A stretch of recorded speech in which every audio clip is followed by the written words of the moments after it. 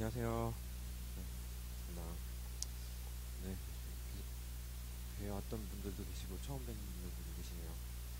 자, 그 뒤에 그 목차랑 그 강의 계획서 같이 있는 거 있잖아요. 예, 뭐 강의 계획서는 필요 없으시더라도 그 뒤에 목차 있는 거는 의미가 있으니까 그거는 가지고 계시면 좋겠습니다.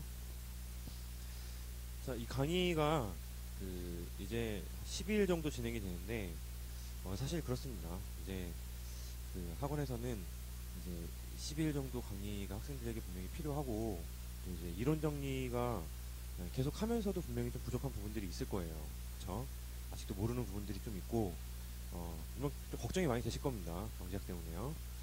자, 일단 그런 분들에게 이제 제가 작년에 제가 이거 학원에 들어오기 전에 이거랑 비슷한 강의를 한 적이 있어요. 들으신 분들도 계신데 이제 요거를 이제 학원하고 이제 제가 강력하게 추진을 해서 무료로 가자라고 했습니다. 네, 한 10일 정도 진행이 되는데 이 강의의 취지는 어디까지나 순환 강의하고 좀 떨어져 있어요. 이제 합격을 좀 하신 분들 중에서 공통된 좀 그런 얘기들 중에 하나가 이제 막판에 그 1차 끝나고 나서 교과서를 한번 읽었대요.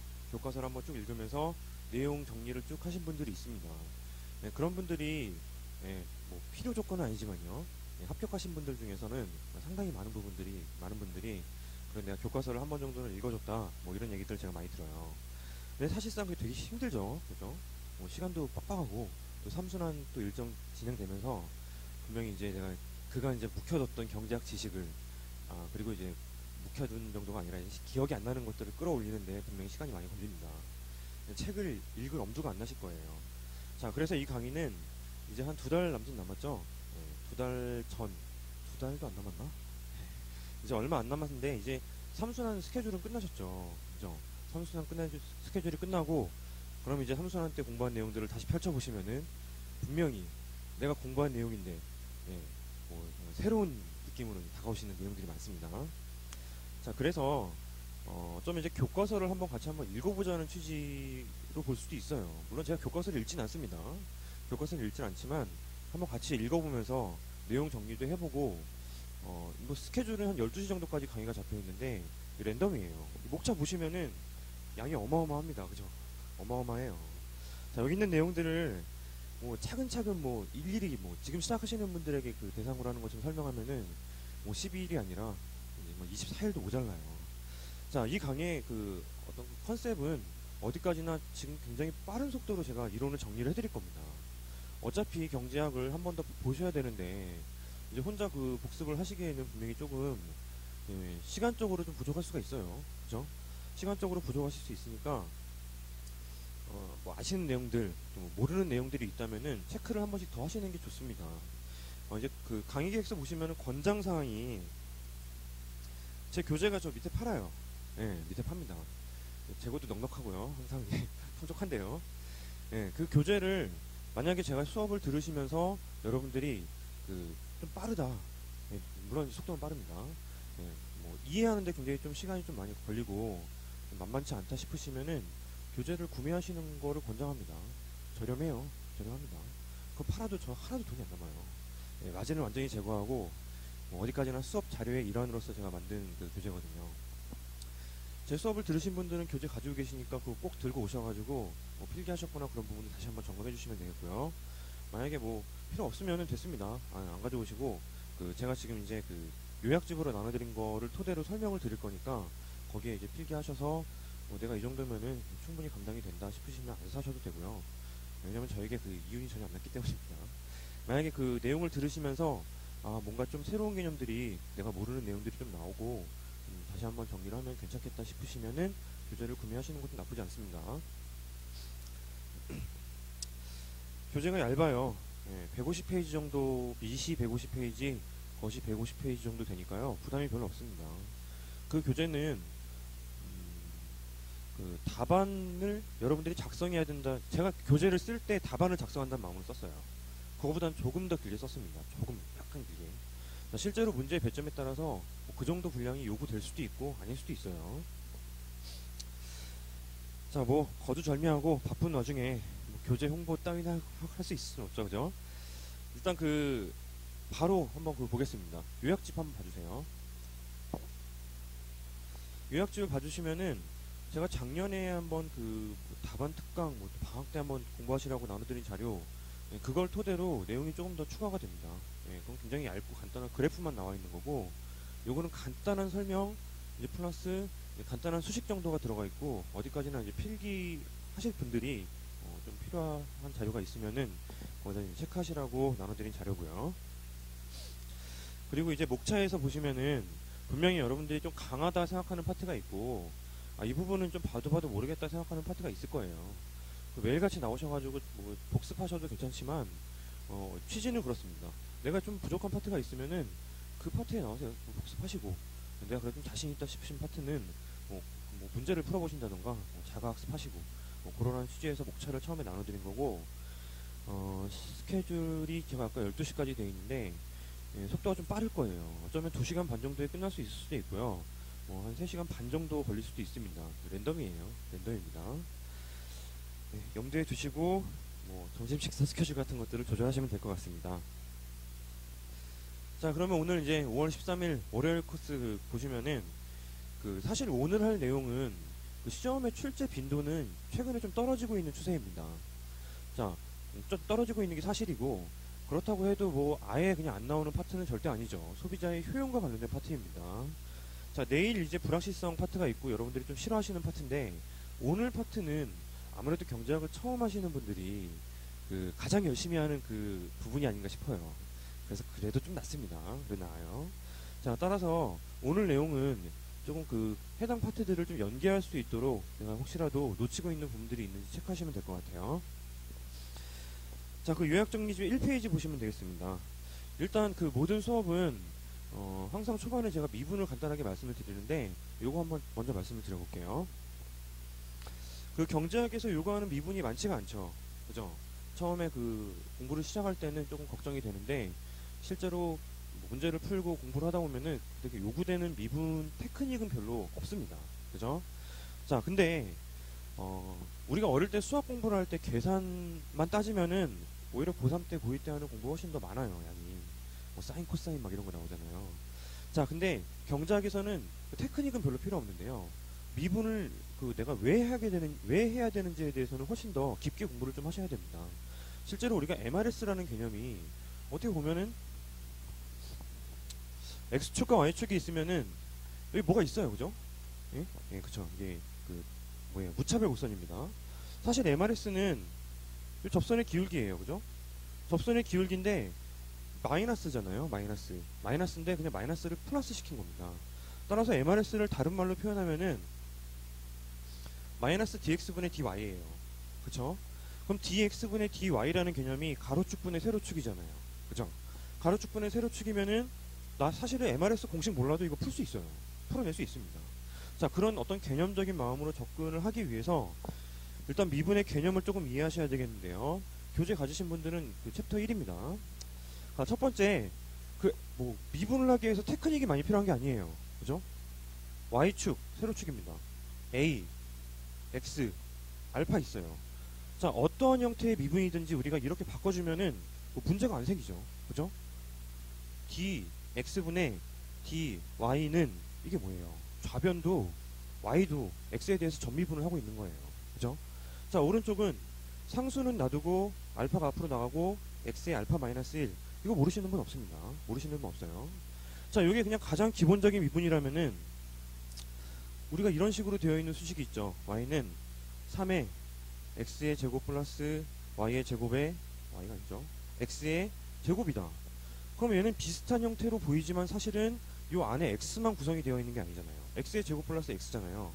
그래서 우리가 속미분과 겉미분이라는 개념이 있습니다. 용어는 전혀 몰라도 되지만 사실 우리가 하고 싶은 거는 물론 풀면 되죠. 풀어서 각각 하면 되는데요.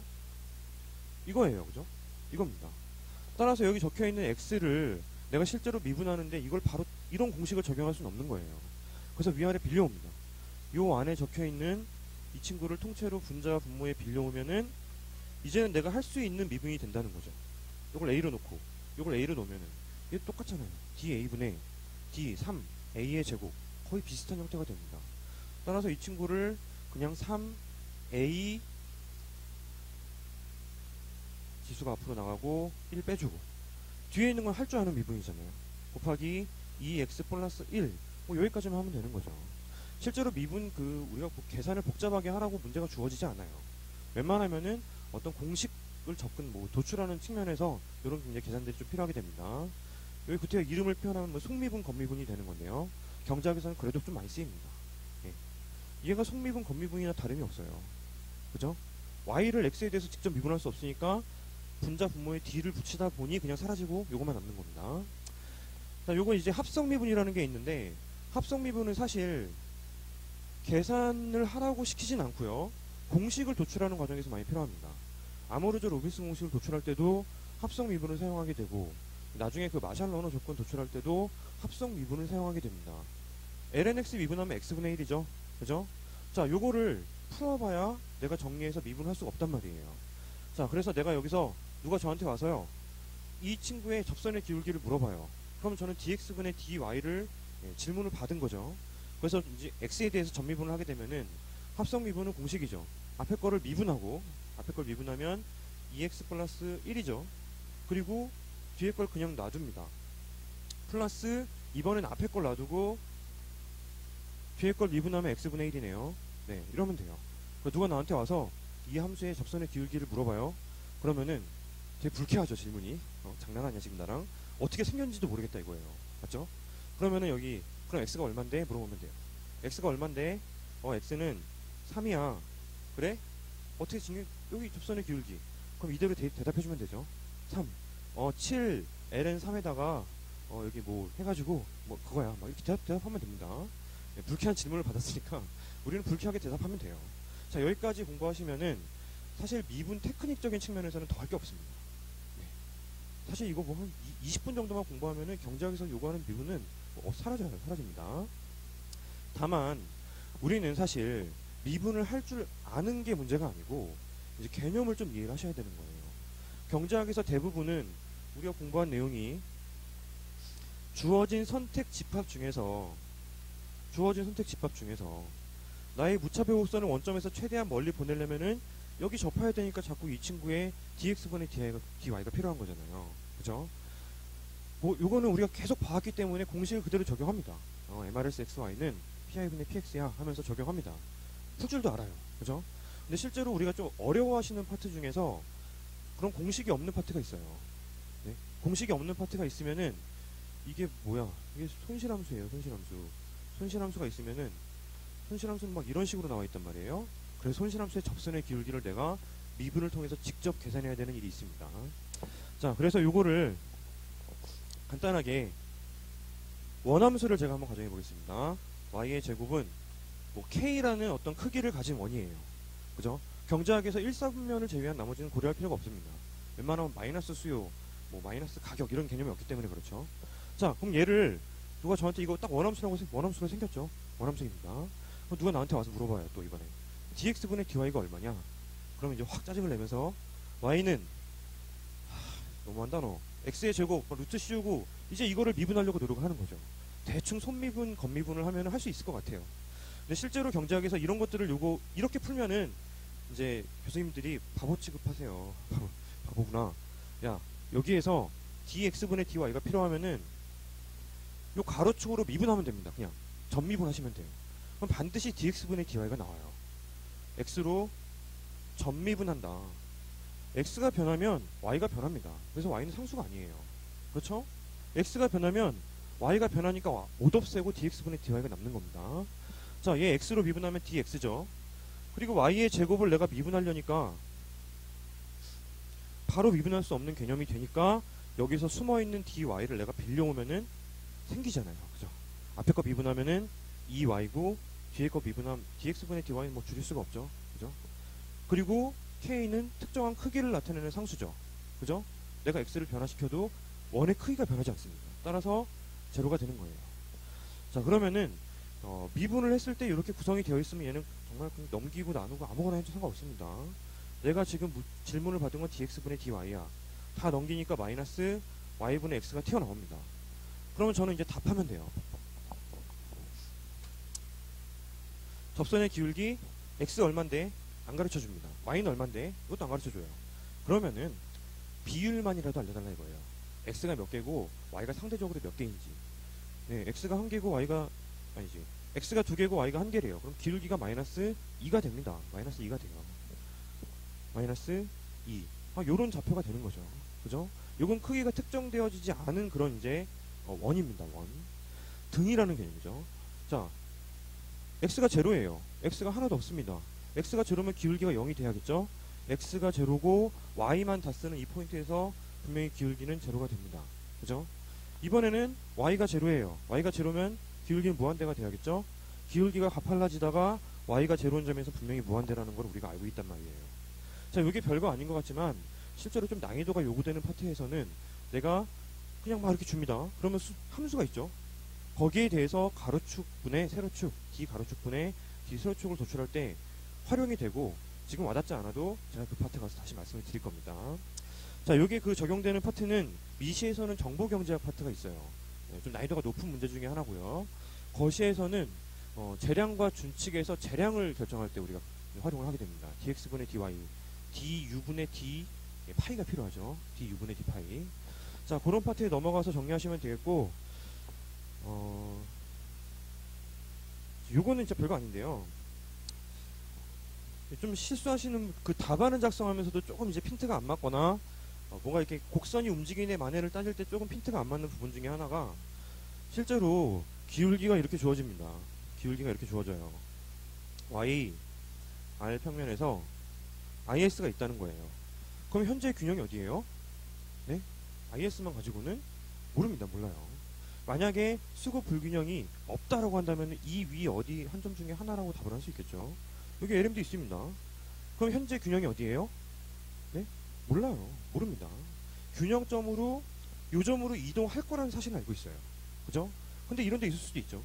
경제가 갑자기 충격을 빵 받아가지고 곡선이 물론 옮겨지죠. 옮겨지는데 여기에서 일리 가려고 노력하는 중일 수도 있잖아요. 답안을 작성하실 때 우리가 어떤 그 곡선의 균형점이 있잖아요. 그러면은 답안을 작성할 때 처음에는 현재 경제는 균형 상태이다 라고 가정하시던가, 현재 경제는 0점에 있다라고 가정하시고 그 다음에 이제 서술을 하셔야 되는 거예요. 사실 그렇습니다. 그죠? 자, 별거 아닌 어떤 그런 사소한 검에도 불구하고 그러니까 우리는 잘 못 보지만 교수님들은 봐요. 그러니까 이제 조심하시는 겁니다. 처음에 출발할 때 경제는 0점에 있다라고 가정한다. 그런데 충격이 발생하니까 이제 수급 불균형이 해소가 되는 과정에서 이자율이 상승한다. 이런 식으로 서술이 이루어지면 되겠습니다. 자, 그러면은 본격적으로 오늘 정리되어 있는 파트를 보기에 앞서서 라그랑지안 함수에 대해서 말씀드릴게요. 라그랑지안. 라그랑지안 버리신 분들도 꽤 되시죠? 이까짓 거 이거 몰라도 합격합니다. 그죠? 합격해요. 근데 이제 어차피 1, 2점 싸움 아니겠어요? 1, 2점 싸움. 그 라그랑지안 함수는 우리가 깊게 이해할 필요는 없습니다. 깊게 이해하고 싶으시면은 저기 대학원에 가시면 돼요. 대학원에 가시면은 깊게 이해할 수 있습니다. 근데 우리는 할 줄만 알면 되는 거잖아요. 할 줄만 알면 되는 거죠. 자, 그래서 이 라그랑지안은 잠시 뒤에 그 왈라스 수의 함수를 도출하는 과정에서 제가 딱 한 번만 말씀을 드릴게요. 요령만 기억하시면 오히려 더 쉬워집니다. 자, 이건 이제 잠시 뒤에 말씀을 드리기로 하고, 자, 그럼 목차에서 그 왈라스 수의 함수가 있는데요. 여기 지금 제가 이 교재 목차 자체가 제 교재 목차예요. 교재 목차고, 저는 목차를 분리시키는 걸 좋아하지 않습니다. 목차를 분리시키는 순간부터 이제 저는 각각의 파트라고 이해하게 돼서 별로더라고요. 목차가 묶여 있으면 이유가 있는 거예요. 자, 첫 번째 소비자의 선택은 의미가 있는 겁니다. 소비자의 선택은 크게 보면은 두 가지 방법으로 어떤 소비자들의 선택을 우리가 추정할 수 있죠. 소비자는 그냥 무조건 자신의 효용을 극대화시키려고 합니다. 네, 굉장히 이기적인 존재들이에요. 내가 이윤이 증가하는 또는 효용이 증가하는 어떤 그런 선택이라면은 사회의 어떤 그 바람직한 균형과 상관없이 행동을 하지만 경제학에서 그렇다고 나쁜 사람들은 아닙니다. 네, 내가 어느 정도 효용의 변화가 없다면은 그땐 바람직한 점을 선택한다고 가정하고 있어요. 그래서 웬만한 어떤 그 등식 같은 것들이 성립하게 되는 겁니다. 맥스 유고 돈이 무한정 있지 않죠? 돈이 무한정 있지 않습니다. 여기 일단 X와 Y를 쓰는 소비자는 효용을 극대화시키기 위해서 돈이 무한정 있지 않기 때문에 이런 문제에 직면하게 됩니다. 소비자가 선택을 어디를 할 것인가를 이제 추정하는 두 가지. 첫 번째는 확실합니다. 확실해. 가격도 확실하고 소득도 확실하고 뭐 바뀔 게 없습니다. 이때 우리가 두 가지 방법으로 소비자의 선택을 추정할 수 있잖아요. 첫 번째는 무차별 곡선 이론입니다. 우리가 대부분의 시간을 할애하는 거죠. 소비자의 선택에서. 무차별 곡선 이론. 두 번째는 현시 선호 이론이에요. 사무엘슨이 무차별 곡선 이론 가지고 경제학이 막 난무하니까요. 나는 다른 방법으로 한번 소비자의 선택을 추정해 보겠다라고 했는데요. 방법만 다르고 결국 무차별 곡선을 지지하게 됩니다. 이 친구가 설명하는 거를 이 친구가 설명하지 못하는 경우는 없어요. 예, 효용함수만 적당히 조절하게 되면. 자, 불확실한 상황이 있죠. 이거 이제 내일 할 파트인데요. 불확실한 상황. 내가 사고가 날지, 불이 날지, 안 날지 모르는 상황이란 말이에요. 그래서 여기서도 두 가지 방법으로 소비자의 선택을 추정하게 됩니다. 예, 저 의욕이 너무 앞서는데 펜 잡고. 자, 그럼 첫 번째 방법은 상태 조건부 평면을 가지고 활용하는 거예요. W 배드 평면 기억나시죠? 두 번째 방법은 기대 효용 이론 또는 기대 효용 가설을 가지고 설명하는 겁니다. 문제에서는 기대 효용 이론을 가지고 설명하시오 이렇게 문제를 출제해요. 그죠? 2007년 재경직 문제가 그랬죠. 루트 M 뭐 저기 주식을 사내 만에 기대 효용 가설을 이용해서 설명하시오 그럽니다. 기대 효용 가설은 기대 효용에 근거해서 선택한다는 거죠. 소득이 아니라. 자, 이렇게 네 가지가 있는데 이 친구는 동일한 상황을 둘 다 설명을 해낼 수 있습니다. 어차피 달리 표현한 것 뿐이고요. 이 친구는 둘 다 같은 상황을 설명을 할 수 있는데 문제에서 묻는다면은 병행해서는 안 돼요. 그죠? 예, 현시선호 이론을 얘기하고 있는데 이 사람은 레온티에프다 뭐 이런 얘기를 하면 안 되는 거죠. 무차별 곡선을 이 좌표는 약공리에도 반하지 않는다. 이런 식으로 설명할 필요는 없는 겁니다. 그래서 묻는 대로 내가 답을 하시면 되고 이 친구는 만약에 내가 두 가지를 다 설명할 수 있다면 두 가지 다 설명을 해주셔야 돼요. 물론 기대 효용 가설을 이용해서 또는 상태 조건부 평면을 이용해서 하면 그쪽으로 가시면 되겠지만요. 자, 오늘은 요 파트에 대해서 설명을 해드릴 텐데 왈라스 수혜함수입니다.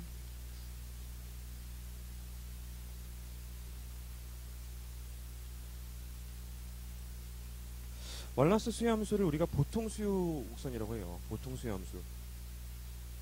보통 수혜함수라고 합니다. 자, 첫 페이지 봐주시면은 그래프의 이해가 있네요. 자, 사실은 우리가 왈라스 수혜함수 도출할 때 공식들 다 적용하시죠. MRS XY는 PI분의 PX. 그런데 공식을 적용할 때는요. 실제로 내가 그 공식을 내가 왜 적용할 것인지에 대한 언급이 가볍게 필요합니다. 문제의 뭐 도입부든 아니면 내가 공식을 적용하기 직전이든 FOC 그 바로 다음에 왜 MRS XY는 PI분의 PX냐 요거를 설명하지 않고 공식을 적용하는 거는 그야말로 정말 인수분해하는 거랑 다름이 없어요. 맞죠? 자, 실제로 그래프의 이해가 꼭 반드시 목차로 들어가라는 건 아닙니다. 목차로 들어가라는 건 아닌데 좀 별 내용 아니잖아요. 조그맣게 그리겠습니다. 여기가 X고 여기가 Y예요. 그러면 왈라스 수혜함수의 소비자의 어떤 현재 직면해 있는 상황은 효용을 극대화시키고 싶은데 돈이 무한정이면 X제와 Y제를 무한대로 쓰면 되잖아요. 콥더글라스를 가져가겠습니다. 0.5 할게요 그냥. 자, X와 Y를 컨트롤할 수 있는 사람입니다. 목적은 내가 효용 극대화예요. 제약 조건이 없으면 그냥 무한대로 보내면 됩니다. 죽어라 쓰면 돼요. 하지만 우리는 다 서민이잖아요. 서민. PX 곱하기 X 하면은 X를 10개 쓰는 사람이 가격이 만약에 1,000원이면은 만원을 X제에 쓰고 있는 거죠. 그래서 X에 쓰는 금액과 Y에 쓰는 금액의 합이 예산을 남기지도 않고 넘기지도 못하는 이퀄이 성립한다는 전제 조건 하에서 우리가 이걸 극대화시키고 싶은 겁니다. 맞죠? 자, 이 과정에서 그래? 이런 제약 조건 이게 하나의 금액을 의미하게 되죠. 금액을 의미하게 됩니다. 이런 선택 조합을 내가 했더니 동일한 효용을 나타내는 무차별 곡선이 이런 데를 지나가고 있단 말이에요. 뭐 예를 들면 10이야. 물론 그 10도 숫자가 의미가 없습니다. 서수성 함수이기 때문에. 그럼 내가 x를 좀 줄이고 y를 증가시키면은 내가 효용이 증가할 수 있잖아. a점보다는 b점이 훨씬 낮잖아요. 그를 위해서 첫 번째 1계도 조건이 이제 MRS와 PI분의 PX가 일치한다는 첫 번째 조건이 이제 어떤 나의 제약이 된다는 거죠. 그죠?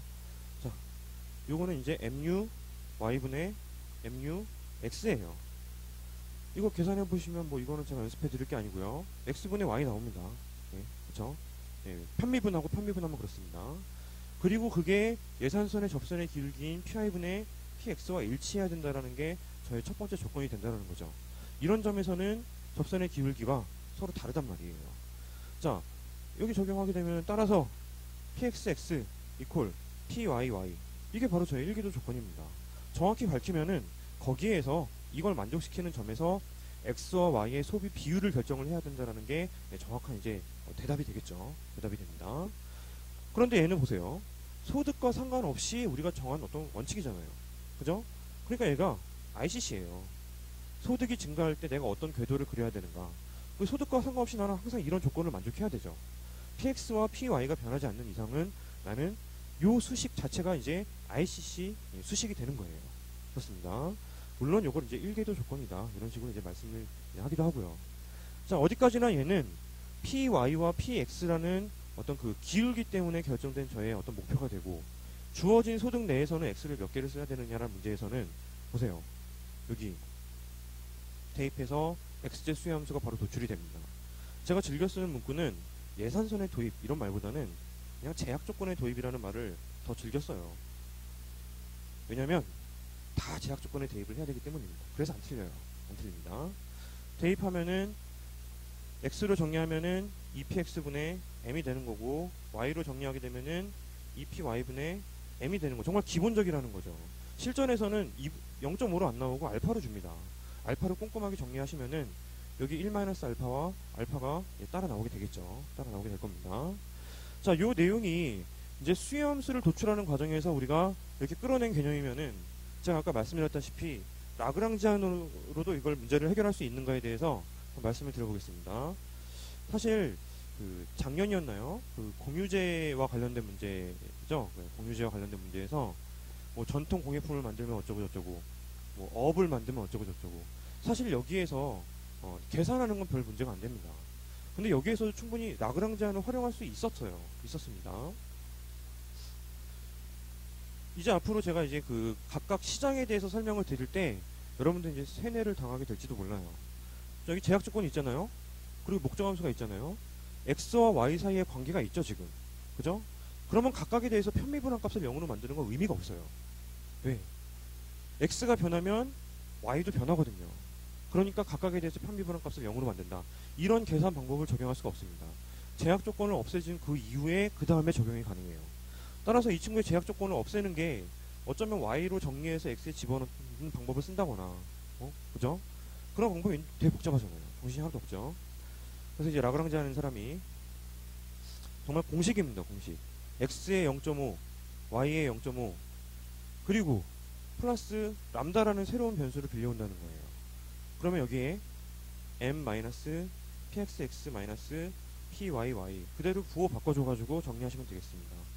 자, 물론 여기 이제 마이너스가 되는 경우가 있고 플러스가 되는 경우가 있는데 어차피 답은 똑같이 나옵니다. 그것 때문에 꼬투리를 잡진 않을 거예요. 자, 보시면요. 여기에 사실상 저의 제약을 적는 게 좋습니다. 왼쪽에. 이게 예산이잖아요. 예산에서 나머지를 제한 부분이다. 그래서 다 넘긴 다음에 이런 공식이 나오는 거죠. 자, 그럼 이제 제약 조건이 없어졌어요. 제가 이 라그랑지안을 극대화시켜도 이러한 목표를 달성할 수 있다는 겁니다. 제약 조건이 이제 없으니까 x와 y와 새롭게 빌려온 람다는 서로 관계가 없습니다. 맞죠? 상호 간에 제약 조건이 없으니까 x를 증가시킨다고 y가 변화하는 것도 아니고, 람다를 증가시킨다고 x, y가 변하는 것도 아니니까 저는 변수가 3개인 나의 목적함수를 극대화시키기 위해서 내가 컨트롤할 수 있는 각각의 변수에 대해서 최선을 다하면 됩니다. 그걸 보고 우리가 편미분한 값을 0으로 만들어준다라고 표현을 하는 거죠. 따라서 FOC는 라운드 x분의 라운드 라그랑지안 하면은 0.5에 x의 마이너스 0.5승 y의 0.5 나오는 겁니다. 이게 바로 MUX죠. 그리고 뒤에 있는 것도 편미분하니까 요것만 이제 적용을 해주면 마이너스 람다의 px는 0이 되도록 내가 일단 x에 대해서 최선을 다해야 된다. 답하면 되겠고요.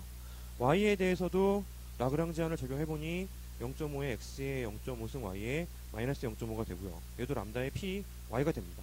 y에 대해서도 최선을 다하면 되겠고, 마지막으로 새롭게 빌려온 람다에 대해서도 우리가 최선을 다하면 돼요. 물론 이제 똑같이 나오죠. 예산선하고 px, x, 마이너스 p, y는 제로이다. 자, 여기까지 적용하셨으면은 수식적으로 접근하신 건 다 끝난 겁니다. 다 끝났어요. 자, 이렇게 끝난 상태에서 이건 요령인데요. 사실 람다는 그냥 괜히 빌려온 거예요. 람다가 마지막에 남을 이유가 전혀 없습니다. 따라서 람다만 남아있는 거를 우변으로 넘기고요. 이 두 가지를 그대로 분수로 취해주시면은 람다가 사라지면서 대충 저런 일기도 조건이 나오게 되겠죠. 그죠? 그래서 넘겨주면은 마이너스가 넘어가면서 등식이 되고 이렇게 나눠주는 요 요령을 이것만 적용하시면은 문제는 다 풀립니다. 다 풀려요. 요게 x분의 y고요. 넘어가서 이 친구가 pi분의 px가 되는 거죠. 그래서 결국 여기에서 도출할 수 있는 건 ICC 곡선이에요. ICC 곡선.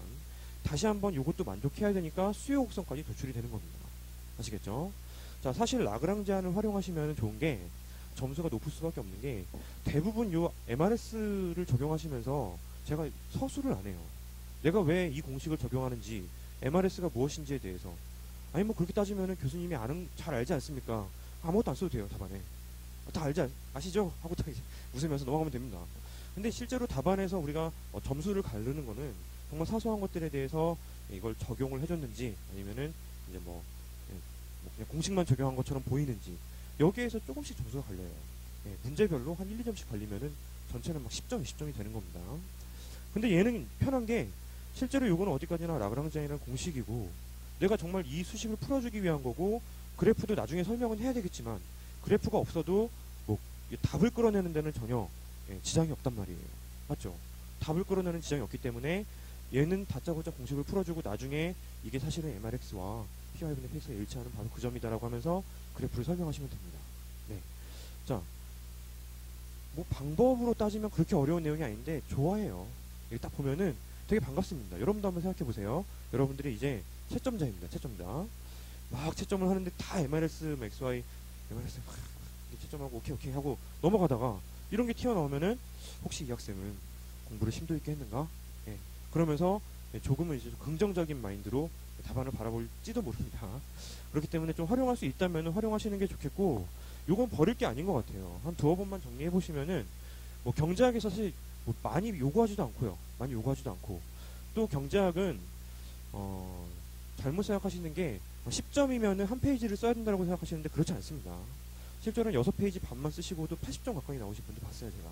글씨도 그렇게 크지도 않은데요. 그래서 내가 정확히 쓰는 게 중요하고 시간이 넉넉합니다. 근데 우리가 이제 욕심을 버리지 못하는 거예요. 문제에서 안 물어봤는데 요걸 쓰면 가점이 되겠지 하면서 내가 공부한 거를 막 쓰다 보면은 정신을 못 차리는 겁니다.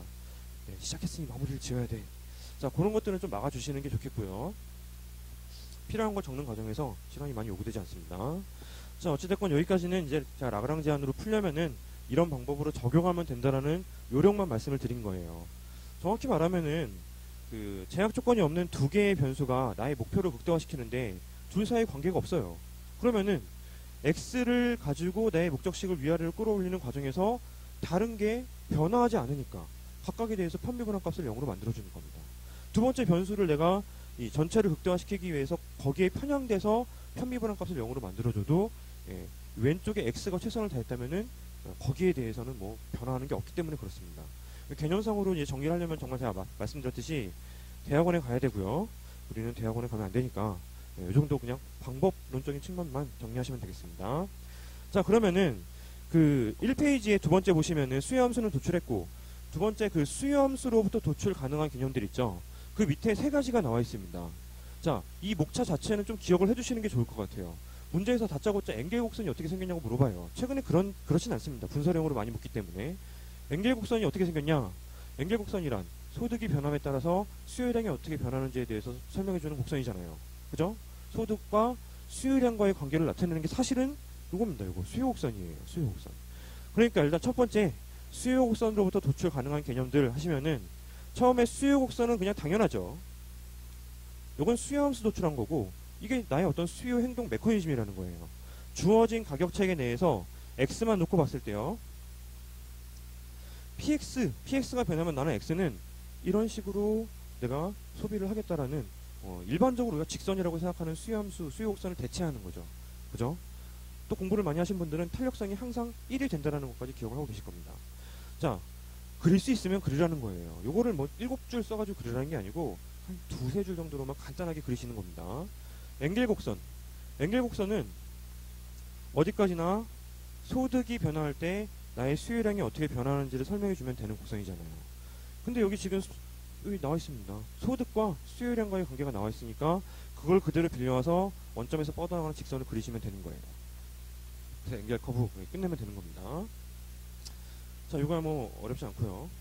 탄력성이 중요한데요. 세 번째, 여기서 탄력성을 내가 도출하는 문제가 주어졌어요.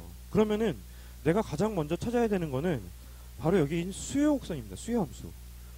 수요함수로부터 탄력성은 도출이 되는 거고, 수요함수가 없다면 탄력성을 끌어낼 수가 없어요. 왜? 직선이든 곱선이든 수요곡선이 있어야지만 내가 탄력성을 끌어낼 수 있는 거 아니겠어요. 자, 첫 번째 가격 탄력성입니다. 가격이 변하면 나의 수요량을 얼마만큼 변화하는가 따져봤더니 우리가 일반적인 상식 수준에서 탄력성이 양의 값이 나올 수 있도록 부호를 조정을 해주죠. 일반적으로 X제 가격이 오르면 X제 수요는 정상재화라고 한다면 떨어진단 말이에요. 그죠? 그러니까 마이너스를 붙여주면은 대충 탄력성이 한 2, 4 뭐 이런 식으로 양수로 나온다는 겁니다. 그래서 원칙적으로 한다면은 dpx분의 dx 요게 뭐예요? 요거 x분의 px 요거는 수요곡선의 접선의 기울기의 역수입니다. 그죠? 접선의 기울기의 역수예요. 직선으로 나오면 수요곡선 우리 보이는 거 있잖아요. 그 기울기의 역수가 됩니다. 예, 여기서 계산 실수를 가끔씩 하시더라고요. 예, 그거 조심하시고. 그 요거는 현재 x와 px가 얼마인지를 적용을 해주는 겁니다. 현재 지금 내가 지금 균형점에서 적용을 해주면은 답이 나오는 거예요. 요거를 이제 원칙적으로 계산하다 보면은 수요함수는 방금 전에 도출한 게 2px분의 m이잖아요.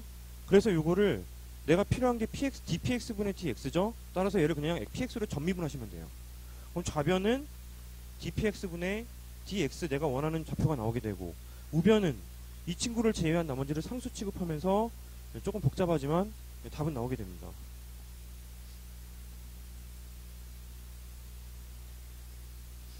어떻게 되는 겁니까? 바꿔야죠. 2분의 m의 px의 마이너스 1승 이렇게 우리가 공식 도입할 수, 동식을 도입할 수 있도록 바꿔주시고 마이너스 2분의 m의 px의 마이너스 2승 가시면 됩니다. 따라서 마이너스 px의 마이너스 2승 가시고, 자 여기서 이제 px가 있는데 px는 상수 취급당하면 되는데 x는 변수란 말이에요. 그래서 수요함수를 여기에 직접 대입하게 되면은 다 상수만 남습니다. x 대입하면은 역수치하면서 n분의 2px 남네요. 그래서 다 정리되고 마이너스 사라지고 1만 남는 겁니다. 1만 남는 거예요. 자, 원칙적으로 계산할 때는 이런 과정을 거쳐 주셔야 돼요. 원칙적으로는 그렇습니다. 사실 우리가 근데 개념상으로 접근을 하게 되시면은 우리가 lnx를 미분하면 뭐가 되죠? x분의 1이요. 그죠? x분의 1입니다. 그러니까 양변에 dx를 곱해주시면은 내가 만약에 dlnx를 도출할 수 있으면 이게 바로 x의 변화율이다라는 답을 할 수가 있단 말이에요. 그렇죠? 그러니까 요 수식 보세요. x분의 dx가 dlnx예요. 그럼 얘는 뭐예요? d ln p x가 됩니다. 맞죠? 그렇잖아요. 이 위에 있는 거는 방금 여기 적혀 있네요. d ln x가 됩니다. 마이너스예요. 그러면은 우리가 수요함수로부터 이런 개념들을 충분히 끌어낼 수 있다는 겁니다. 여기서부터 말씀드리는 거는 좀 자세히 좀 들어줬으면 좋겠습니다. 자, 수요함수가 도출이 되면요, 양변에 ln을 씌우고 전미분합니다. ln을 씌우면 이 친구는 lnx equal lnm 마이너스 지수가 앞으로 나오죠. 2 곱하기 ln 2 이거 아니네. ln 2 마이너스 ln px 이렇게 도출이 되죠. 그죠? 더하기로 되어 있는 항 전미분하게 되면은 내가 무엇에 대해서 전미분을 하시던지 더하기로 되어 있는 각각의 항을 변화분으로 바꿔도 문제가 없습니다. 예. 직관적으로도 그렇고 내가 뭘로 미분을 했는지 모르겠지만 양변에 그걸 곱하면 돼요. 그냥 사라져 없애버리면 됩니다. 따라서 d 이렇게 바꾼 게 이제 일반적으로 우리가 경제학에서 전미분이라고 하는 거죠. 그죠? 그래서 멋있게 전미분을 하려면은 뭐 시간에 대해서 미분하면 뭐 이러면서 희열을 느끼는 거죠. 내가 이제 드디어 경제학 수준이 시간에 대해서까지 미분할 수 있는 수준이 됐구나. 예. 사실은 밑에 무언가로 미분을 했는지와 상관없이 저희 이제 어버이날이니까 어머니에 대해서 미분했습니다. 그럼 다 지워버리면 되는 거잖아요. 그죠? 자, 여기서 탄력성이라는 개념은 내가 변화하는 변수를 제외한 나머지는 움직이지 않는다는 겁니다. 소득은 그대로야. 맞죠? 소득은 그대로인 상태에서 xj 가격이 변하면 어차피 ln2가 얼마인지 몰라도 ln2의 변화는 없는 변수예요. 0. 그리고 이 소득은 가만히 있다고 가정했으니까 이것도 탄력성을, 가격 탄력성을 볼 때 0 취급하면 됩니다. 남아있는 게 뭐예요? d ln px분의 넘겨주면 d ln x는 1 나오네요. 그죠? 1 마이너스까지 고려를 해주면. 그래서 사실 수요 함수가 나오면요, 요 x 위에 있는 지수가 마이너스 1이면 탄력성이 1입니다. 아시겠죠? 소득 탄력성은 어때요? 이번에는 요걸 0으로 만들어주는 거죠. 구구절절히 적진 않겠습니다. 그러면 소득 탄력성은 얘가 0이면 가격이 변하지 않는 상태, 소득만 증가합니다. 그럼 DLN분의 DLNX가 사실상 소득 탄력성을 의미하게 되는 거잖아요. 그죠? 따라서 소득 탄력성은 DLN분의 DLNX니까 그냥 1입니다. 또 1이에요. 소득이 증가하는 비율과 수요량이 증가하는 비율은 항상 동일하다는 거죠. 그죠? 그러니까 우리가 슬러츠키 방정식도 풀어낼 수 있는 거예요. 내가 사실상 증가한 소득이 50인데 그 중에 절반을 X자에 쓰니까 25인데, 그리고 시장에 나가보니까 그게 지금 가격이 5예요. 그럼 내가 플러스 5가 X의 소득 효과라고 볼 수 있는 겁니다. 홉더글라스 효용함수는 일반적으로 탄력성이 1, 소득 탄력성도 1, 뭐 이런 특성을 갖기 때문에 좀 이게 적용하기가 좀 쉽죠. 교차 탄력성은 어떻게 돼요? 교차 탄력성을 달리 정리하면은, 요것도 마이너스가 붙지 않는 거는 일반적인 상식 수준에서 소득이 증가하면 수요가 증가하기 때문입니다. 자, PY의 가격이 변하면 X의 소비는 얼마만큼 변화하는가? 이게 사실은 우리가 대체 관계이냐 보완 관계이냐를 구하기 위한 지표가 되죠. 그죠? 근데 얼마예요, 여기서는? 그런 거 없잖아요. DLN, PY 없습니다. 안 보이세요? 아이고, 네, 죽을 뻔했습니다. 자, DLN, Y 이렇게 적으면 똑같은 수식이죠. 그죠?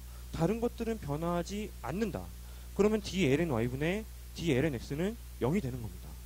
홉더글라스 효용함수로부터 도출되는 수요함수의 아주 중요한 특성이 되는 거죠. PCC를 수평으로 만드는 그런 힘을 갖는 게 탄력성, 교차 탄력성입니다. 그래서 0이 된다. 자, 실제로 우리가 탄력성을 도출할 때는 분명히 주어진 수요함수를 정확하게 미분을 해주셔가지고 적용하는 게 일단 중요합니다. X, Y 이거 변수잖아요. 그걸 없애주는 과정을 여기에 적용하면 되는 거예요. 그렇지만 사실상 우리가 수요함수가 주어진다면 아무리 어려운 문제가 나와도 내가 탄력성 구하는 데는 시간이 많이 걸리지 않아야 된다는 거예요. 적용은 하되 나는 이미 답을 알고, 그리고 나서 적용하면서 다시 계산 안 해도 되죠. 적당히 하면 마지막에는 그 지수만 가지고 답은 낼 수 있는 겁니다. 자, 그러면은 탄력성이 수요함수가 문제에서 좀 귀찮게 굴어요. 귀찮게 굽니다. 수요함수가 이렇게 생겼대요. x는 px의 알파, py의 베타, pz의 감마, 소득의 뭐 델타 이렇습니다. 델타 이래요. 자, 그러면은 가격 탄력성이 얼마가 될까요? 가격 탄력성. x가 변하면 px의 가격이 변하면 x가 얼마큼 변하는지. 요 위에 적혀있는 지수가 가격 탄력성을 구성해요. 왜요? ln 씌우고 전미분하면은 이 수식은 이렇게 바뀝니다. DLN X, ln 씌우면서 알파가 앞으로 나오죠. 알파 나오고 DLN PX, 또 알파 베타가 앞으로 나오죠. DLN PY, 감마가 앞으로 나오죠. DLN PZ. 네, 이제 너무 많이 썼네요. 델타의 DLN M.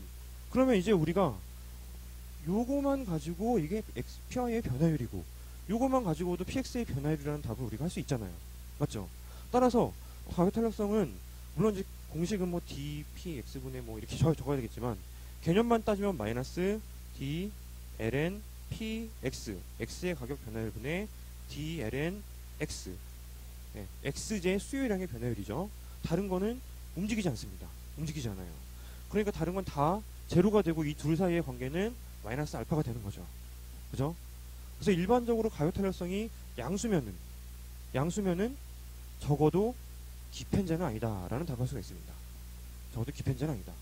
그래도 양수면은 내가 가격이 떨어지면은 그래도 수요량이 증가는 한다는 거잖아요. 보통 수요함수가 그래도 우하향한다는 겁니다.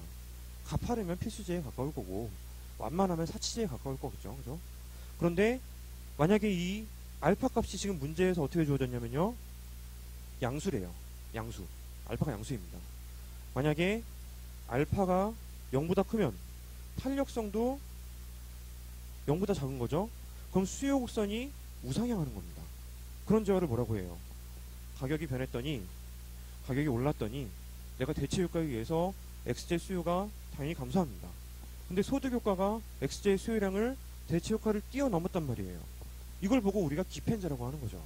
그죠? 기펜제라고 하는 겁니다. 교차 탄력성 볼게요.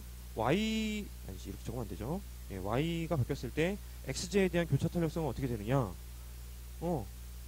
dln py분의 dln x라는 거잖아요. 그죠? dln py분의 dln x입니다. dln py분의 dln x는 베타 아니겠어요? 베타. 자, 수요함수만 주어지면은 사실은 우리가 탄력성이 마이너스가 됐건 플러스가 됐건 그걸 생각을 좀 해봐야겠지만 적혀있는 숫자만큼 먼저 도출이 돼야 됩니다. 아시겠죠? 그 실제로 이 함수를 미분하면서 적용해도 충분히 답은 나와요. 그래서 베타가 0보다 큰 거, 이게 일반적인 상식에서는 대치 관계를 갖는다는 거고 0보다 작으면은 보완 관계를 갖는다는 겁니다. 소득 탄력성 얼마예요? 그러면 델타. 아시겠죠? 자, 탄력성은 어디까지나 수요함수가 어디 있는지를 찾으셔야 되는 거예요. 자, 순간적으로 착각할 수 있는 게 문제에서 이렇게 주면은 되게 당황해요. 아마 이거 그것도 뭐 모자라서 막 1-알파 이렇게 줘버립니다. 헷갈리게. 그래서 이거 수요함수인가? 뭐지 이거? 왜 당황한단 말이에요? 그게 아니라 실제로 수요함수가 굉장히 독특한 함수를 가지면서 내가 끌어낼 수 있는 개념을 그냥 제시해 준 겁니다. 아시겠죠? 수요함수를 끌어낸 다음에 그 다음에 탄력성을 도출해야 되는데 끌어내는 과정을 문제에서 해준 거예요. 해줬는데 더 헷갈릴 수도 있다는 거죠. 예, 요거 정리하시면 탄력성도 대충 개념이 잡히실 거라고 생각이 됩니다. 자, 이 목차 밑에 있는 내용들이 중요하다고 보시면 되겠어요. 수요함수로부터 도출할 가능한 개념들은 이렇게 세 가지가 됩니다. 당연히 수요곡선, 그리고 엥겔곡선, 그리고 탄력성입니다. 내가 탄력성을 누가 나한테 물어보면은, 물론 문제에서 묻습니다. 물어보면은 수요함수 어딨지? 하셔야 돼요. 수요함수 없어요? 근데 이렇게 줬어요? 아, 그럼 수요함수 끌어내야겠네 하고 첫 번째 목차가 수요함수의 도출 가시면 되는 겁니다. 그죠? 그 두 번째 목차가 내가 도출한 수요곡선으로부터 탄력성을 도출하시면 되는 거예요. 목차는 그렇게 좀 크게 굵직굵직하게 잡는 게 낫습니다. 세부 목차가 나뉘면은 순서를 틀렸을 때 감점이 돼요. 순서를 틀렸을 때. 아시겠죠? 근데 순서, 그 통으로 쭉, 그래도 한 1번 쭉 적고 수요함수 도출을 하고요. 2번, 탄력성 도출하면서 거기 안에서 좀 뒤죽박죽 되는 거는 괜찮습니다. 그렇다고 여러분들이 지금까지 해온 연습을 다 무너뜨리고 제가 말한 대로 하라는 게 아니고요. 참고하시라는 거예요. 오히려 내가 좀 더 어렵다, 목차가 확실하지 않다라고 할 때는 그냥 통으로 쭉 가시는 거예요. 그래도 이건 내가 목차를 확실히 연습해왔던 거고 알고 있다 하면 그대로 가시는 겁니다. 자, 여기까지 하면은 탄력성과 관련된 개념들을 정리했습니다. 자, 우리가 왈라스 수요함수와 연동되어 있는 개념 중에서 간접 효용함수가 있어요. 간접 효용함수. 간접 효용함수는 내가 xj 수요량과 yj 수요량이 있는데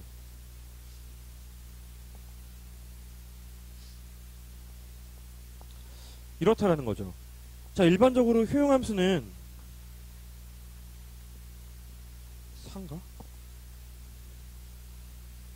중요한 게 아니죠. 그죠? 번호가. 자, 간접 효용함수는 그렇습니다. 일반적으로 효용함수는 내가 x를 몇 개 쓰고 y를 몇 개 쓰냐에 따라서 이루어지는 함수란 말이에요. 실제로 너 효용이 얼마야? 나 x 몇 개 쓰고 y 몇 개 써. 지금 상태는 x를 몇 개 쓰고 y를 몇 개 써. 그래서 대소를 구분할 수 있는 서수성 함수입니다. 간접 효용함수는 달라요. x와 y의 개수가 아니라 그러면 시장의 직면에 있는 px와 py, 그 다음에 소득, 이런 것들에 의해서 내가 어떤 효용의 대소를 또 판단하고 싶을 때 활용하는 거죠. 그죠? 자, 간접 효용함수는 주어진 가격과 어떤 소득 수준으로 함수를 변환시키면 충분히 도출이 가능합니다. 자, 그리고 나서 무슨 수가 있을까 생각을 해봤더니 x의 0.5승, y의 0.5승이었어요. 그리고 xj 수요함수는 px분의 2px분의 m, y는 2py분의 m. 제가 이렇게 계산해서 도출을 했습니다. 도출을 했더니 가만히 있어봐. x를 대입하고 y를 대입하면 내가 효용의 크기를 판단하는 기준이 px, py, m이 될 수 있겠구나 라는 거죠. 그죠? 적용하면 되는 거예요. 대입하면 되는 거예요. 대입하면 됩니다. 그러니까요, 간접 효용함수를 일반적으로 이렇게 v라고 표현하게 되고요. 2p x분의 m 전체의 0.5승, 2p y분의 m 전체의 0.5승. 정리하기에 앞서서 이걸 보니까요, 아, 그러네. 내가 시장에서 지금 xj의 가격이 5예요. yj의 가격이 10입니다. 그리고 소득이 얼마예요? 대입하면은 현재 누리는 효용 수준이 나오죠. 자, xj만 가격이 떨어졌습니다. 효용은 반드시 증가해요. 그죠? 그런데 xj의 가격은 뭐 오르고 yj의 가격이 떨어졌단 말이에요. 그러면 일일이 수요량을 찾아서 다시 한번 대입해가지고 내가 효용이 증가했는지 감소했는지를 판단하는 게 시간이 오래 걸리잖아요. 여기에 대입하면은 XJ의 가격은 5에서 10으로 올랐고요. 5에서 10으로. YJ의 가격은 10에서 6으로 떨어졌습니다. 그죠? 그죠? 그러면 대충 내가 요거는 100% 증가했고요. 요거는 한 80% 감소, 맞죠? 80%가 아니라 40% 감소했죠. 그러니까 감소한 것보다 증가한 게 더 크니까 전체 효용은 떨어질 것이다라고 구체화시켜서 답을 할 수가 있게 됩니다. 자, 그걸 넘어서서 이 사람이 예전에 그런 문제가 있었어요. 기출에. 250만 원을 쓰는 사람이 250만 1원을 쓰면 효용이 얼마만큼 변하는지를 도출을 해보라는 문제가 기출에 있습니다. 근데 여기에다 대고 제가 이거를 모의고사로 이제 슬쩍 내드렸더니 대입한다는 거예요. 이거 안 하고요. 효용함수 대입합니다. 답 가능해요. 250만 대입해서 XJ, YJ 구하고요. 250만 1 대입해가지고 기가 막히게 구합니다. 놀라워요. 그러니까 한 60% 정도 비율로 이렇게 적용을 하시고 그 중에 이제 한 명 정도가 답을 맞춥니다. 그분이 더 놀라워요. 이렇게 복잡한 수식을 이렇게 적용해가지고 정확히 이 간접 효용함수를 끌어내는 게 숫자가 딱 똑같아진다는 거예요. 깜짝 놀랐습니다. 제가 보고 야, 인간이 마음만 먹으면은 못하는 게 없구나 이런 생각을 했습니다. 자, 우리가 깜짝 놀래켜 드리면 보기도 좋겠지만요. 그런 문제가 나오면 사실은 간접 효용함수라는 개념 다음에 간접 효용함수를 끌어내는 거 이게 배점의 한 절반 이상을 차지하게 됩니다. 그래서 간접 효용함수를 끌어내지 못하면은 아무리 답이 맞아도 점수를 절반 이하로 드릴 수밖에 없어요. 소득이 지금 250만 원에서 1원 증가한 거죠. 1원. 1원이 중요한 거예요. 1원. 소득 한 단위입니다. 소득 한 단위. 소득이 한 단위 증가했을 때 나의 효용이 몇 단위 증가하는지 이걸 묻는 거란 말이에요. 질문이 이거입니다. 그러니까 내가 필요한 정보는 간접 효용함수였다라는 거죠. 그래서 이걸 끌어내신 분들은 계산 틀려도 그냥 절반 이상 점수는 가지고 갑니다. 아시겠죠? 자, 요거 정리하면은 2분의 1, px 0.5승분의 1, py 0.5승분의 1 곱하기 m이에요. m. 그럼 소득이 한 단위 증가하면 효용이 얼마큼 변화하는지는 육안으로 이 친구를 앞에 있는 a라고 본다면 그게 답이에요. 이게 답. 맞죠? 내가 뭘 질문 받았어요? dm분의 dv를 질문 받았으니까 그냥 2분의 1 곱하기 루트 px py 분의 1입니다. 이거 답 쓰라는 거예요. 맞죠? px와 py는 문제에서 줬습니다. 적용해서 끌어내라는 겁니다. 그래놓고 끝내시면 안 되죠. 효용함수는 순서만을 나타냅니다. 그죠? 간접 효용함수도 그 친구로부터 도출된 개념이기 때문에 얘도 마찬가지로 순서만을 나타내요. 그죠? 그러니까 내가 여기서 네가 물어보니까 답은 해요. 네가 아닙니다. 교수님께서 물어보셨으니까 답은 합니다. 그럼에도 불구하고 여기에서 자, 여기 적혀있는 내가 도출한 답은 사실은 그 크기는 의미가 없다. 맞죠? 간접 효용함수도 서수적 함수이다. 이렇게 결론을 내리시면은 문제에서 요구하는 것들을 전부 다 하나도 놓치지 않고 답을 내리게 되는 겁니다. 자, 이게 왜 깔려야 되는지는 감이 오시죠? 그러고 보니까 이게 계산해봤더니 10루트 200해요. 계산을 내가 해냈으니까 좋아하면서 역시 내가 경제학을 공부하면 되는구만 하고 끝내는 게 아니라 요 증감 크기가 중요한 게 아니고 증가했다는 사실만 중요한 겁니다. 맞죠? 그래서 거기까지 서술을 하시면은 답이 마무리가 되는 거예요. 자, 왈라스 수요함수로부터 도출 가능한 개념들에 대해서 조금 정리를 해봤는데요. 자, 여기가 사실은 조금 복잡한 개념들이 좀 많죠. 복잡한 개념들이 많고 문제에서 좀 빈출합니다. 개념도 물어보고 또 질문도 좀 많이 하고요. 그리고 실제로 계산해서 틀렸네 만에 이런 것들도 좀 변별력을 좀 줄 수 있는 파트이기 때문에 나오면 이쪽 파트에서 나올 가능성이 높습니다. 그 뒤에 있는 파트들은 나올 가능성이 분명히 기출만 보셔도 조금 낮다고 보시면 되겠어요. 아시겠죠? 그렇다고 우리는 뭡니까? 위험에 대한 태도가 위험을 그죠? 기피하는 사람들이잖아요. 그렇기 때문에 정리를 해주셔야겠죠. 분설형 문제를 출제되는 이상은 충분히 언제라도 나올 수 있기 때문에 그렇습니다. 자, 이렇게 왈라스 수요함수를 쭉 정리하시면 되겠고 그 1페이지의 간접 효용함수 위에 밑에다가요. 그 제목 위에다가 보상변화, 대등변화 이렇게 적어주시면 돼요. 보상변화, 대등변화. 보상변화와 대등변화 문제가 나오면은 간접 효용함수를 도출해야 될 가능성이 굉장히 높습니다. 아시겠죠? 보상변화, 대등변화를 도출할 때는 간접 효용함수를 끌어내야 될 가능성이 굉장히 높습니다. 이건 이제 보상변화, 대등변화 설명드리면서 다시 말씀을 드릴게요.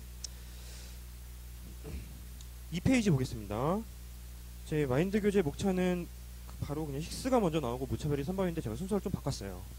자, 무차별 곡선이라는 개념이 있는데 지금 우리가 그 가장 시간을 많이 투자하는 게 무차별 곡선 이론이잖아요. 무차별 곡선 이론입니다. 제 말이 좀 빠르죠? 네. 못 알아듣겠으면은 막 눈을 막 훑기세요. 막 저 자식 하면서. 그럼 제가 눈치껏 조금 예, 똑같은 속도로 예, 하겠습니다. 시간이 없으니까 1.5배속 강의를 들으셔야 될 거 아니에요. 지금 타이밍에 지금 1배속 강의를 듣고 있을 순 없잖아요. 자, 무차별 곡선인데요. 사실 무차별 곡선 이론은 무차별 곡선의 형태에 따라서 소비자의 선택을 추정하는 거죠. 그런데 일반적인 재화는 우리의 상식 수준에서 이 사람이 XJ, YJ가 그대로예요. 근데 XJ가 증가하면 증가할수록 효용이 증가하죠. 그죠? 내가 XJ가 이 정도 수준을 보유하고 있어요. 그 수준에서 YJ가 증가하면 증가할수록 자신의 효용이 증가하게 되죠. 그래서 뭐 대단한 벡터가 아니라 대충 뭐 이런 벡터가 나오는 거예요. 이런 벡터가 나와서 일반적인 어떤 극단적인 선택을 싫어하는 소비자는 이렇게 효용이 증가합니다. 그런데 이럴 수도 있잖아요. 나는 Y가 정상 재화고요. X 재화가 막 쓰레기예요. 쓰레기입니다. 놀랍게도 쓰레기를 돈 주고 구매해야 되는 뭐 그런 상황에 직면했다고 하겠습니다. 그러면 이때는 내가 XJ 쓰레기 일정 비율이라면은 이런 수많은 좌표들 중에서 YJ가 증가하면 증가할수록 효용이 증가하니까 일단 위 방향으로 증가하게 되고요. YJ가 고정되어 있다면 쓰레기 수요는 줄어들면 줄어들수록 저의 효용이 증가하게 되죠. 따라서 구태여 따지면 벡터 방향으로 극단적인 상황을 또 싫어합니다. 이런 방향으로 효용이 증가하게 되는 거예요. 그러면 문제에서 아마도 이러한 예산선을 주겠죠. 그래서 좌상향으로 증가할수록 효용이 증가하는 그 좌표를 찾아라 라고 할 겁니다. 요거는 거시경제학인가? 예, 정보경제학에 나오는 파트인데요. 노동자가 직면해 있는 겁니다. 내가 이만큼 보수를 받아요. 이만큼 보수를 받고 그 보수의 대가로 내가 어떤 일정만큼의 생산량을 산출해 줘야 됩니다. 그럼 노동자의 선택을 추정하라는 문제가 나오면은 굉장히 처음 보는 그래프를 그려야 되잖아요. 그때 우리가 이런 방법으로 활용하시는 겁니다.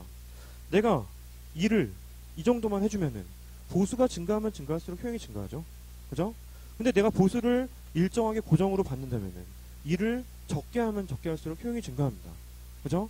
따라서 출발점을 대충 맞춰주면은 이런 식으로 효용이 증가한다는 거예요. 기업이 뭐 이렇게 제시를 하게 되면 나는 여기 접하는 선택을 할 것이다라는 게 정보경제학에 나오는 문제 중에 하나입니다. 여기 가서 또 얘기하고요. 요건 이제 제가 삼순환 때 모의고사 때 냈던 문제 중에 하나인데요. 철수가 아니었을지도 몰라요. 예. 철수는 이제 그 방학을 맞이해서 예, 이제 그냥 밀렸던 게임을 하려고 합니다. 그래서 여기가 게임이에요, 게임. 여기가 공부입니다. 근데 어머니께서 오셔서 네가 게임만 하고 무사할 줄 아느냐. 공부를 3시간 하면은 아니죠. 공부를 3시간 하면은 게임을 1시간 할 수 있도록 허용을 해준다는 거예요. 공부를 3시간 하면은 게임을 1시간 할 수 있도록 허용을 해줍니다. 따라서 일단 그 정확히 말씀하신 대로 행동을 하게 되면은 3시간 하면은 1시간 게임 할 수 있고 6시간 하면은 2시간 게임 할 수 있으니까 이 철수라는 사람이 직면해 있는 예산선이 이렇게 직선으로 올라가게 되죠. 그죠? 직선으로 올라가게 됩니다. 자, 그리고 여기는 허용 불가해요. 게임을 좀 더 하려면은 이제 승부를 걸어야 됩니다. 네, 불을 끄고 이제 부모님 잠두고. 그런데 공부를 더 하겠다는데 설마 어머니께서 너 지금 장난하냐 지금? 너 게임을 지금 1시간 반 정도 덜 한 거 아니냐? 네가 매운맛을 봐야겠구나. 그런 일은 없을 거란 말이에요. 따라서 여기는 괜찮습니다. 선택 가능해요. 맞죠? 그런데 철수가 공부를 더럽게 싫어합니다. 더럽게 싫어해요. 그래서 똑같은 게임 수준이라면 공부를 적게 하면 적게 할수록 효용이 증가하고요. 이 사람은 공부 시간이 그대로라면 게임을 많이 하면 많이 할수록 효용이 증가하잖아요. 대충 요 방향으로 효용이 증가할 거고 일반적인 무차별 곡선을 갖는다면은 어딘가 접하는 점을 찾아가지고 내가 어떤 선택을 한다는 겁니다. 무차별 곡선이로는 편한 게 대부분 다 직선인 예산 제약에서 선택 제약에서 내가 효용 함수를 한쪽 방향으로 최선을 다해서 보내기 위한 선택을 추정한다는 데서 굉장히 좀 이론이 편리하죠. 맞죠? 물론 여러분들이 이해 못하실 겁니다. 아니 왜 여기를 선택하네? 공부하는 걸 좋아하시는 분들이 있을 수도 있는데요. 일단 저는 아닙니다. 여러분들도 이제 아니신 분들이 많을 수 있겠죠. 뭐 게임이 아니라 다른 걸로 선택하시면은 이제 여성분들에게도 적용이 되는 그런 개념이 있겠습니다. 토킹, 프리토킹 뭐 이런 거 하시면 되겠죠. 자, 무차별곡선이 그 지금 교재에는 뭐 기껏해야 세 가지밖에 없지만요. 사실은 굉장히 많은 내용을 함축하고 있는 거예요. 구태여 한쪽 좌표가 재원에 비재원에 이렇게 구분지어가지고 몇 페이지 정리하셔가지고 암기하실 필요는 없는 겁니다. 아시겠죠? 자, 힉스 수요함수까지 잠깐 보고 쉬겠습니다. 힉스 수요함수. 힉스 수요함수는 힉스는 그런 사람이에요. 힉스는 자꾸 이제 효용을 뭐 변화시키네만의 그런 얘기는 좀 안 하고요. 자꾸 동일한 효용이라는 가정을 자꾸 합니다. 힉스 보상 동일한 효용을 만족시키기 위해서 뭐 이런 얘기를 합니다. 보상 수요함수 대체 효과만 고려하는 거예요. 효용이 그대로라면. 자, 그래서 세 번째 힉스 수요함수입니다. 힉스 수요함수를 우리는 보상 수요함수라고 하고요. 얘는 보통 수요함수에서 뭐예요? 소득 효과를 제외합니다. 소득을 제외합니다. 근데 또 말하는 거를 또 이제 이렇게 깊게 보면은 똑같아요. 이번에 지출 극소화라는 겁니다. 실제로 이 사람은 XJ에 쓰는 금액과 YJ에 쓰는 금액이 이렇게 고정이 돼요. 그리고 나서 내가 XJ와 YJ를 몇 개 쓰느냐에 따라서 내가 돈이 얼마가 들어요. 그죠? 근데 그때 제약 조건이 이번에는 효용이라는 겁니다. 아까처럼 그냥 X에 0.5 쓰 Y에 0.5 할게요. 그를 위해서 내가 X를 어떤 조합으로 달성을 해야 되겠는가가 바로 이 사람의 고민거리가 되는 거죠. 자, 물론 우리가 공부를 지금까지 많이 해왔기 때문에 힉스 수요함수도 마찬가지라 이거예요. 내가 특정한 효용을 누리기 위해서 이런 점을 선택했더니 예산선이 이렇게 지나간다는 거야. 바람직하지 않다는 거죠. 예산선은 원점에 가까울수록 더 낮은 소득을 의미하게 되니까요. 요런 데를 찾아가지고 요 점을 찍어서 내가 요 궤도로 선택을 해야겠다라는 게 바로 1궤도 조건이 되니까 똑같습니다. 근데 물론 마찬가지예요. 여러분도 한번 생각해 보세요. 힉스 수요함수가 나오게 되면은 분명히 여러분들은 힉스 수요함수의 개념을 서술을 할 겁니다. 그런데 왈라스 수요함수를 문제가 출제를 하면은 안 해요, 그거를. 왜 안 해요? 말도 안 되는 거잖아요. 네. 가볍게 서술을 하는 거를 귀찮아하시면 안 됩니다. 귀찮아하시면 안 돼요. B점은 안 되고 A점은 되지 않습니까? 하시면 되는 거예요. A점이면은 더 줄일 수 없지 않습니까? 그래서 1궤도 조건이 왼쪽 거 먼저 적으면 PI분의 PX와 MRS XY가 일치하면 됩니다. 하고 답을 하시는 거죠. 그죠? 그래서 똑같이 나옵니다. PX, X는 PYY. 아까는 이게 ICC 곡선이라고 했어요. 왜냐면은 주어진 소득 내에서 효용 극대화하기 때문에 그렇습니다. 그 소득이 변하면이란 단서가 깔릴 수가 있어요. 하지만 여기서의 소득은 내가 컨트롤할 수 있는 변수가 됩니다. 그래서 이걸 ICC라고 쓰시는 거 의미가 없어요. 힉스 보상 수요함수를 도출하는 과정에서 이거는 그냥 1궤도 조건입니다. 맞죠? 소득이 변화하면 그런 거 아니라니까. 효용이 가만히 있을 때 소득을 내가 움직일 수 있는 사람이기 때문에 그렇습니다. 자, 1궤도 조건을 제약 조건에 대입하면 되죠. 좋잖아요. 제약 조건에 대입. 항상 먹힙니다. 그래서 대입하게 되면은 실제로 어떤 특정한 효용을 누리기 위해서 내가 X를 구체적으로 몇 개를 써야 되고 Y를 몇 개 써야 되는지에 대해서 답을 할 수가 있게 되죠. Y 하나 소거해 주니까 그리고 참고로 뭐 어릴 때 그 암산 좀 하셨다 뭐 그러신 분들을 제외하고 경제학에서 암산하시면 안 돼요. 네, 1차의 자료 해석은 암산도 해야 되지만 경제학에서 암산을 하시는 순간 정말 큰 도박을 하시는 겁니다. 여러분들이 위험 기피자인데요. 위험은 선호자처럼 행동하는 거예요. 아주 사소한 거라도 암산을 하지 말아주세요. 답안에서 정말 되게 잘 썼는데 계산이 틀리는 문제는 대부분 이상한 암산이 들어가서 그렇습니다. 특히 빼기, 곱하기 뭐 이런 데서 암산 와서 틀리면 되게 억울해요. 암산 하지 마세요. 암산은 하지 마세요. 네, 제가 하지 말란다고 또 이제 안 하실 건 아니거죠. 자, 제약 조건 대입하게 되면은 Y에 대입하면은 X가 남고 U가 남아요. 그래서 U 스타는 암산하지 말라고 그랬는데 제가 대입하면은 PI분의 PX, PX분의 PI. 자, 틀리면은 여러분들이 수정하시면 되겠습니다. 요게 아니지, X. 요게 바로 이 사람의 XJ 수요함수예요. 말 됩니다. 왜냐하면 동일한 효용을 누린다는 전제 조건 하에서 가격 차이가 바뀌어요. 그러면은 YJ 가격 차이가 바뀌더라도 XJ 수요량이 바뀌죠. 대체 효과를 고려해 보시면. 그러니까 여기는 Y가 도망치지 않습니다. 도망치지 않아요. 아시겠죠? 우리가 왈라스 수요함수는 내가 X에 쓰는 금액이 0.5로 일정하거나 그렇기 때문에 PY의 가격이 수요함수에 적용되어 있지 않습니다. 그죠? 하지만 얘는 특정한 효용을 달성한다면 가격 차이가 바뀌었을 때 x제를 그대로 멈춰있을 방법이 없어요. 움직여야 됩니다. 그죠? 그러니까 x제도 변하고 y제도 같이 변하는 거죠. 그래서 상대방의 가격 체계가 나의 수요에 영향을 미치는 이 보상 수요 함수를 도출하는 과정에서는 y가 살아남게 됩니다. y도 정리하시면 되겠습니다. 자, 그럼 여기 넘어가기 앞서서